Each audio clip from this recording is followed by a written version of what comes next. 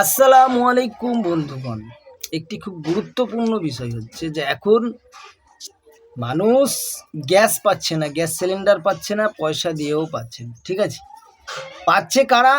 যারা ধনী ব্যক্তি দেখবেন তাদের ঘরে 2-3টে করে সিলিন্ডার আছে। ঠিক আছে, আচ্ছা, যারা গ্যাসের ডিলার বলুন বা গ্যাসের এজেন্সি যারা কাজ করছে তাদের বাড়িতেও 2-3টে করে স্টক রেখে দিচ্ছে। ঠিক আছে, যেমন আমাদের ধলহারা এই অঞ্চলে বা ধলহারা গ্রামে যারা এইসব গ্যাস ডিভিশন নিয়ে কাজ করছে তাদের বাড়িতে সব 2-3টে করে স্টক রেখে দিচ্ছে।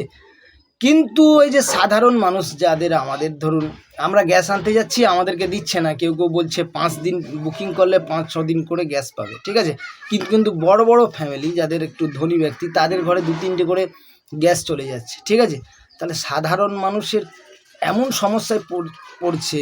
ঠিক আছে, বিশেষ করে যারা গ্যাসেই যারা রান্না করে। ঠিক আছে, এখন তো 100টা ফ্যামিলির 90টা ফ্যামিলি ধরুন গ্যাসে রান্না করে। উনানের যুগ তো উঠেই গেছে, সবকে এমন ধরিয়ে দিয়েছে গ্যাস। ঠিক আছে, উজ্জ্বলা যোজনা বা আরও অন্যান্য দিয়ে এখন গ্যাস আসছে। ঠিক আছে, কিন্তু দেখতে পাচ্ছি গোডাউনে গ্যাস ঢুকছে।